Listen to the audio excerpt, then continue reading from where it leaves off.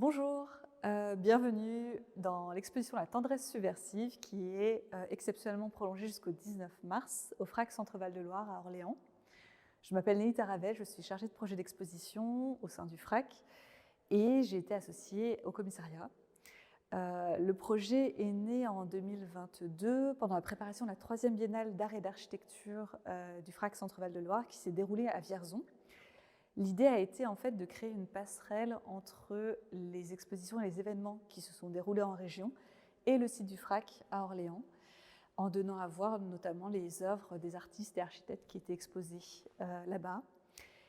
Et donc le titre « La tendresse subversive » a été choisi par le directeur du FRAC, M. Abdelkader Damani, également commissaire de la Biennale.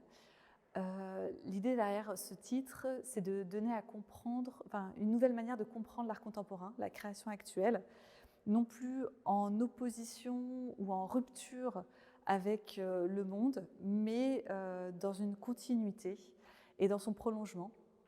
L'idée n'est pas d'être dans un rapport de force avec le réel, mais de l'infiltrer pour le changer de l'intérieur.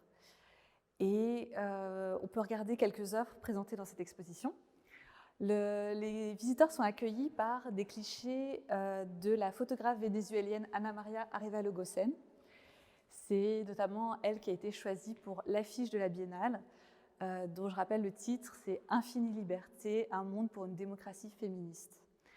Et donc, Ana María Arévalo-Gosen a un projet qu'elle a démarré en 2017, qui s'appelle Días Eternos, donc les jours éternels, où elle documente et photographie les conditions de vie dans les prisons pour femmes, tout d'abord au Venezuela, donc son pays d'origine, et c'est un projet qui s'est étendu à plusieurs pays d'Amérique latine. Ici, on donne à voir certains de ces derniers clichés au Salvador et au Guatemala.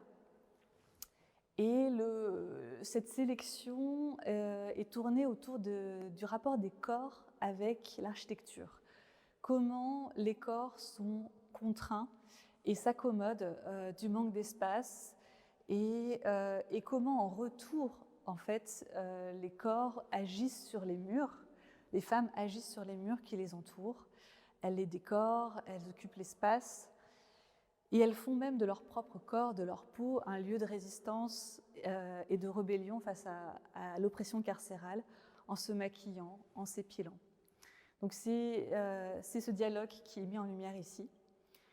Et on a choisi de présenter en regard de cette série de photographies le travail de Laure Tixier, qui a également travaillé sur l'architecture carcérale. Donc on présente des œuvres qui font partie de deux ensembles différents. L'un s'intitule « Il se peut qu'on s'évade en passant par le toit » et l'autre « Map with a View ». Et par exemple, nous avons ce tapis qui fait partie de Map with a View, qui représente le plan de la prison de la Santé. En fait, si vous allez sur Google Earth, et c'est le constat qu'a fait Laure Tixier, à l'emplacement même où se trouve la prison de la Santé dans le 14e arrondissement à Paris, l'image est floutée. Il y a comme un trou dans l'espace urbain. Donc elle a souhaité redonner corps et vue à cette architecture en créant ce tapis qui reprend son plan. Il est fait de patchwork de différents tissus et finalement ça ressemble un peu à un tapis de jeu. Il y a quelque chose de ludique et d'enfantin et qui est en contradiction avec l'univers carcéral qui peut être violent et qui est un lieu justement où on invisibilise les corps du champ social. Et en rapport avec ce tapis, nous avons présenté un autre tapis d'une jeune artiste qui s'appelle Anna Ponchon et que nous sommes très heureux de faire découvrir dans cette exposition et au sein de la Biennale d'une manière générale. Ce tapis s'appelle « I wish I was a famous artist, then maybe I wouldn't be dead ». C'est un titre donc, à la première personne. J'aimerais être une artiste célèbre, alors peut-être que je ne serais pas morte. Il fait référence à l'histoire d'une artiste qui s'appelle Ana Mendieta, qui était d'origine cubaine, qui a été retrouvée morte défenestrée en bas de son immeuble à New York en 1985. Et à l'époque, et encore aujourd'hui, de lourds soupçons de féminicide ont pesé sur son mari, le très célèbre sculpteur Carl André. Donc pour ce tapis, Anna Panchon a repris en fait les dimensions et le mode de présentation d'une œuvre de Carl André faite de zinc et d'acier. Elle a remplacé le métal par de la feutrine. Le visiteur n'est plus amené à marcher dessus, mais plutôt à s'y blottir. Et elle a brodé dessus des déclarations de Carl André, des déclarations qu'il a faites à propos de sa femme lors de son procès ou à la presse.